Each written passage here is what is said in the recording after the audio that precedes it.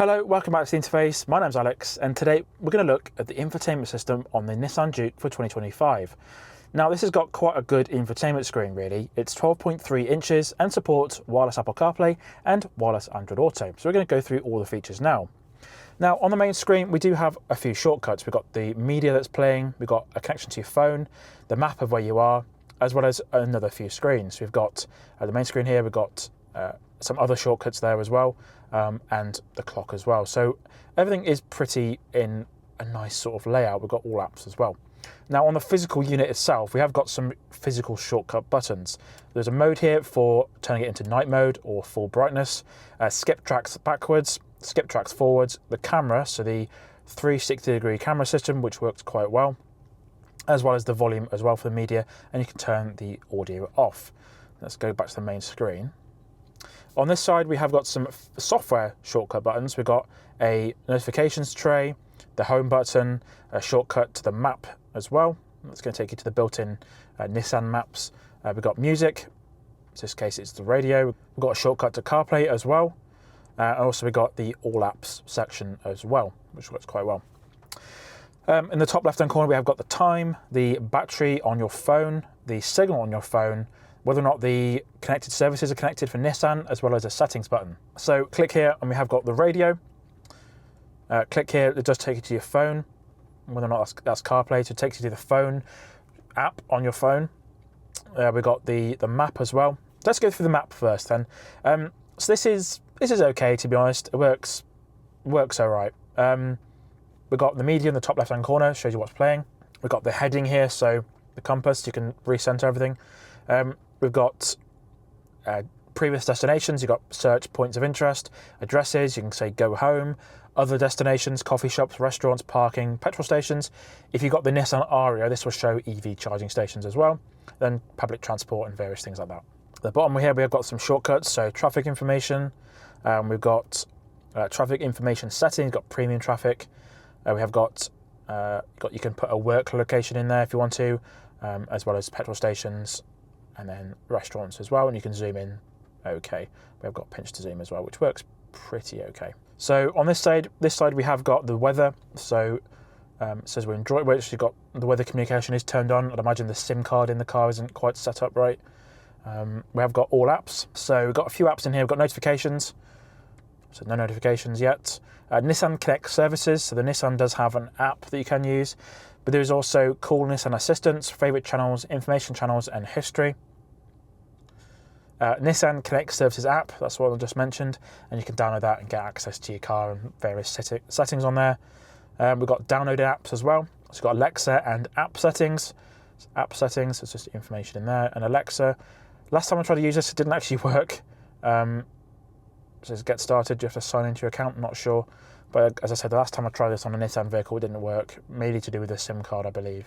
We've got traffic information, which is greyed out right now. We've got weather as well, which is turned off. Where am I as well? So we've got some information about where you are. So current road name is not on the map. We've got some coordinates about where I am and different things like that. GPS position, same sort of thing. So it says longitude and latitude, approximate altitude, how many satellites are being used to pinpoint where I am.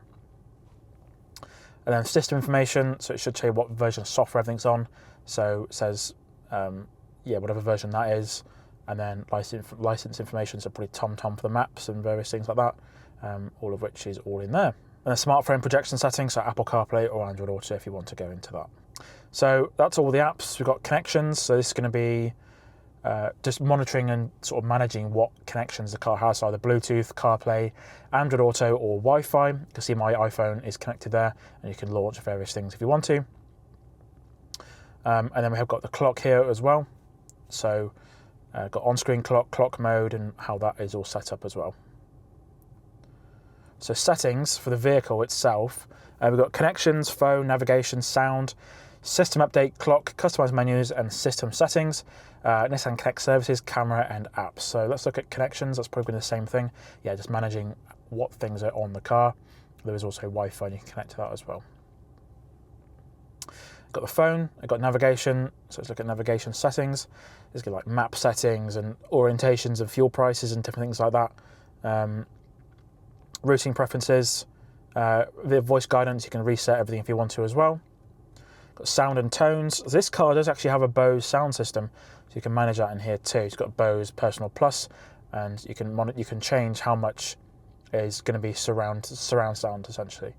It's got bass, treble, speed sensitive volume, and the sound system sounds pretty good, if not a little bit bass heavy, even with it turned down. Got volume and beeps, audio volumes, guidance volumes, ringtones. You can turn on various things in there. Got system voice as well. Got initial voice prompts, voice preferences. You could say, "Hello Nissan."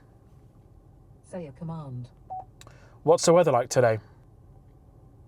You can interrupt the voice prompt and give a command immediately by pressing the push to talk button. Okay. Cancelling voice rec. Never mind. We've got system update, so you can check for software. You've got software update here.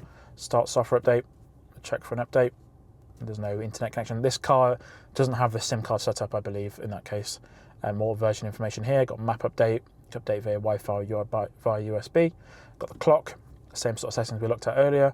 Customise menus. Got the home menu, audio sources. So you can drag things around if you want to. System settings as well. You've got display, so you can change the brightness here, or contrast and different things like that. Languages, keyboard types and units as well, so you can change to miles and kilometers probably. Yeah, and then degrees Celsius and degrees Fahrenheit. You can reset everything if you want to as well. And then we've got NissanConnect services, which we looked at. Oh no, it's the same sort of thing. Information on there, unit ID information, and then reset everything to default. And we've got the camera, so the camera settings, moving object detection, display settings as well. So you can change the brightness on there as well. Apps, so you've got smartphone protection notifications as well. So that's pretty much it for the infotainment system on the Nissan Juke. There isn't much to it, to be honest, but what it does have, it does work pretty well. If you like this sort of content, please consider subscribing to Interface Cars. If you want the full review for this Nissan Juke, that video is live now. There's a link in the top right corner, all the description down below to check that out. Thank you for your support. My name's Alex, and I'll see you again next time.